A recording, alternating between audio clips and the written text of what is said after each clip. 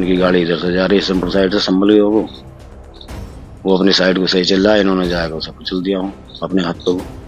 उसकी मौके पर मृत्यु हो गई। हमारी कोई सुनवाई नहीं हुई, मुकदमा इनके नाम पर हो गया। हमें इन्होंने टांग रखा है, इन्होंने कोई पैसा बाल बच्चे होते हैं, इन्होंने भरोसा दे रखा पर लेकिन दिया नहीं कुछ इन्होंने। इस शख्स का नाम समरपाल है और ये संभल के अलीपुर गांव के रहने वाले हैं। दरअसल संभल इन दिनों हिंसा और पत्थरबाजी की घटनाओं के बाद से ही सुर्खियों में है। संभल हिंसा के बाद से ही सांसद जियाउर रहमान बर्क भी सुर्खियों में छाए हुए हैं। दरअसल संभल में हुई हिंसा से कई महीनों पहले 24 जून को गौरव नाम के शख्स का एक्सीडेंट हुआ था। गौरव बाइक से सवार होकर अपने घर आ रहा था, तभी दूसरी तरफ से आ रही एक स्कॉर्पियो से गौरव की बाइक की टक्कर हो गई और इस हादसे में गौरव की जान चली गई। मृतक गौरव के पिता ने कहा कि जिस स्कॉर्पियो से टक्कर के बाद उनके बेटे की मौत हुई है, उसे संभल के सांसद जियाउर रहमान बर्क चला रहे थे और उसमें उनकी बहन भी सवार थी। लड़का गौरव अपना बेटा है, मीठे का डिब्बा बांट के आ रहा है। लड़का पैदा हुआ था रात्रि का समय था, थोड़ा सा दिन के बाद में वो तो उधर से आ रहा संभल और से। इनकी गाड़ी इधर से जा रही है सिंपल साइड से संभल गई हो वो अपनी साइड को सही चल रहा है, इन्होंने जाएगा उसे कुचल दिया हूँ अपने हाथों को। उसकी मौके पर मृत्यु हो गई। लड़के का नाम गौरव है, अलीपुर रहते हैं। इन्होंने हम जो रात को पोस्टमार्टम कराया, पोस्टमार्टम हो गया, सीएम रिपोर्ट भी मिल गई। उसके बाद में हमारी कोई सुनवाई नहीं हुई, मुकदमा इनके नाम पर हो गया। हमें इन्होंने टांग रखा है, इन्होंने कोई पैसा बाल बच्चे होते हैं, इन्होंने भरोसा दे रखा पर लेकिन दिया नहीं कुछ इन्होंने। हमें बोलो टांगा इन्होंने।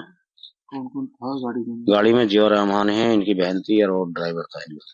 ये गाड़ी में सब है और वो गाड़ी में जब इन्होंने गाड़ी में बस्ट हुई है, दिन क्या हुआ तो गाड़ी इनसे चपरी, इन्होंने भगाई बहुत, पर वो गाड़ी पुलिस ने पकड़ ली। ये हों से पुलिस से साठ गांठ करके ये हों से निकल गए, इन्होंने ड्राइवर दिखाया। उसके बाद में मुकदमा दर्ज हो गया। हमारे तो आज सुनवाई नहीं हुई, हमें इन्होंने टांग रखा, बोले तुम्हारे बच्चे तो दे देंगे कुछ, इन्होंने कुछ दिया नहीं, हमारी सुनवाई नहीं हुई। अब हमने शिकायत पत्र इनके नाम दिया जियाउर रहमान के, सांसद MP साहब के नाम से, SP साहब के। क्या न्याय चाहते हैं?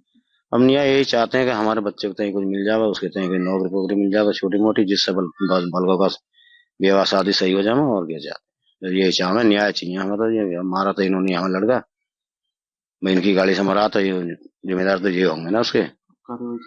कानून कार्रवाई चाहते हैं हम तो भाई, यही चाहते हैं हमारी कानून कार्रवाई हो जाएगा, हमें न्याय मिल जाएगा।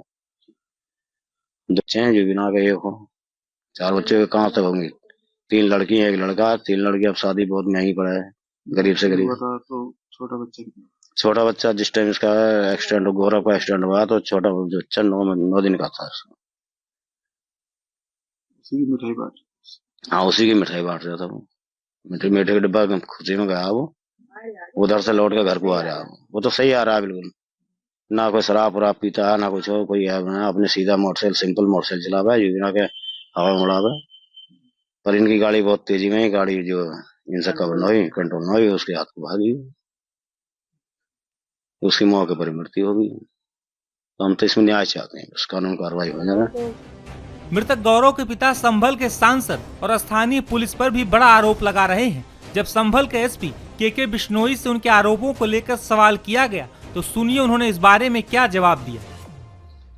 एक समरपाल नाम के व्यक्ति जो थाना अचोड़ा कंबो क्षेत्र का रहने वाला है, उसके द्वारा कल यहाँ ऑफिस में आके एप्लीकेशन दी गई कि उनके बेटे डॉक्टर गौरव की 24/6/24 को थाना नखासा क्षेत्र में रात्रि के समय एक तेज गति से और लापरवाही से गाड़ी चला रही ब्लैक स्कॉर्पियो, जिसका नंबर UP 38 V0880 है, उनके द्वारा उनके बेटे की एक्सीडेंट में डेथ हो गई थी और लापरवाही से चलाने के बाद में वो व्यक्ति वहां से भाग गए थे।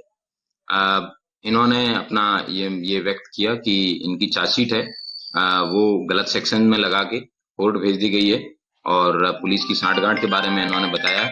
इसके लिए मैंने एडिशनल SP नॉर्थ संभल हैं, उनको जांच के लिए दे दिया गया। सर अब क्या इसमें कार्रवाई चल रही है और कौन कौन लोग उसमें गाड़ी में थे?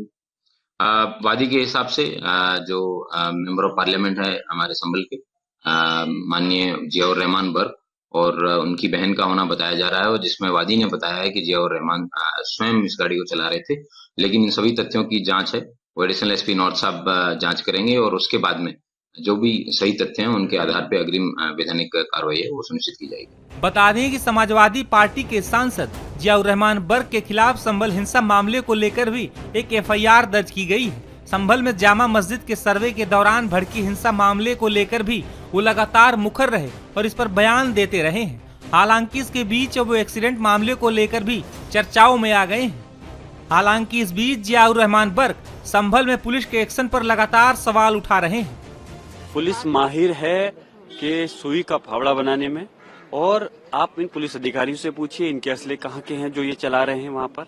अफसोस है कि जो लोग जिनके हाथ में हथियार नहीं थे उनको आप ये साबित करना चाहते हैं कि उनके पास में पाकिस्तान के, अमेरिका के काटेज थे। अरे कितना जुल्म करोगे, हर चीज की हद होती है। अगर आज आप किसी के साथ में ज्यादती करोगे, हमें उम्मीद है माननीय सर्वोच्च न्यायालय से हमें इंसाफ मिलेगा। उसके अलावा एक अदालत अल्लाह की भी है, अगर तुम यहाँ लोगों के साथ ज्यादती करोगे तो तुम्हें उसकी सजा जरूर मिलेगी। आने वाले भविष्य में तुम्हारे सामने भी इसी प्रकार की आए। ये बार बार पहले रोक लगाते हैं 3 दिन की, फिर उसके बाद बढ़ा देते हैं 5 दिन की, उसके बाद कर देते हैं 10 दिन की, क्योंकि पुलिस प्रशासन के जहन के अंदर ये बात है कि शायद मामला ठंडा पड़ जाएगा तो फिर लोग बाद में आने की कोशिश नहीं करेंगे। लेकिन इनकी गलतफहमी है। हम लोग अब भी चाहते हैं जब वहाँ शांति है कि वहाँ पर जाएं सभी विपक्षी लोग, और उसके बाद में भी जब भी अपना प्रतिबंध हटाएंगे हम तब भी जाएंगे। लेकिन ये गलत है, इस टाइप का प्रतिबंध नहीं लोकतांत्रिक इस देश के अंदर नहीं लगाना चाहिए। और हम तो शुरू से ये मांग करते आ रहे हैं कि उन लोगों के अधिकारियों के खिलाफ निलंबित करके हत्या का मुकदमा दर्ज होना चाहिए जिन लोगों ने हमारे भारत के नागरिकों के साथ में हत्या की है। समाजवादी पार्टी के अध्यक्ष अखिलेश यादव ने भी लोकसभा में संभल में हुई हिंसा का मुद्दा उठाया। ये सोची समझी रणनीति के तहत वेल प्लान्ड हुआ है और वहाँ के भाईचारे को गोली मारने का काम हुआ है। जो घटना हुई है वो सोची समझी साजिश है। वहाँ जो खुदाई की बात लगातार अध्यक्ष महोदय देश में कोने कोने पर भारतीय जनता पार्टी और उनके सहयोगी और समर्थक, शुभचिंतक बार बार खुदाई की जो बात कर रहे हैं अध्यक्ष महोदय, ये खुदाई जो है हमारे देश का सौहार्द, हमारे देश का भाईचारा, हमारे देश का गंगा जमनी तहजीब को खो देगा। मैं आपका धन्यवाद इसलिए भी देता हूं कि इस महत्वपूर्ण जो साजिश हुई, और वो साजिश सोची समझी इसलिए मैं बोल रहा हूं। उत्तर प्रदेश का चुनाव था, पहले 13 तारीख को चुनाव होना था और 13 तारीख के चुनाव को उन्होंने बढ़ा करके 20 तारीख कर दिया।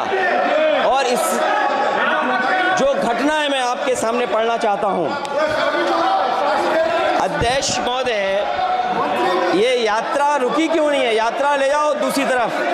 अध्यक्ष महोदय, संभल की शाही जामा मस्जिद के खिलाफ 19/11/2024 को सिविल जज सीनियर डिवीजन छंदौसी संभल में एक याचिका डाली गई। कोर्ट ने दूसरे पक्ष को, अध्यक्ष महोदय सुनिए, ये सुनना चाहिए, हम यूं ही नहीं कहते थे। तो संक्षिप्त में बोले। अध्यक्ष महोदय, हम यूं ही नहीं कहते थे कि संविधान ये मानती नहीं सरकार। हम यूं ही नहीं कहते थे कि संविधान नहीं मानती। जब प्लेसेस ऑफ वर्शिप एक्ट है, प्लेसेस ऑफ वर्शिप एक्ट है, हम बनते तो बहुत कुछ हैं।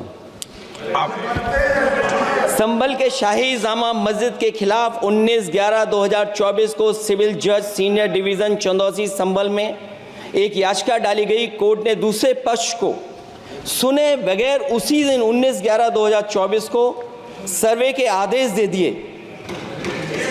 ताज्जुब की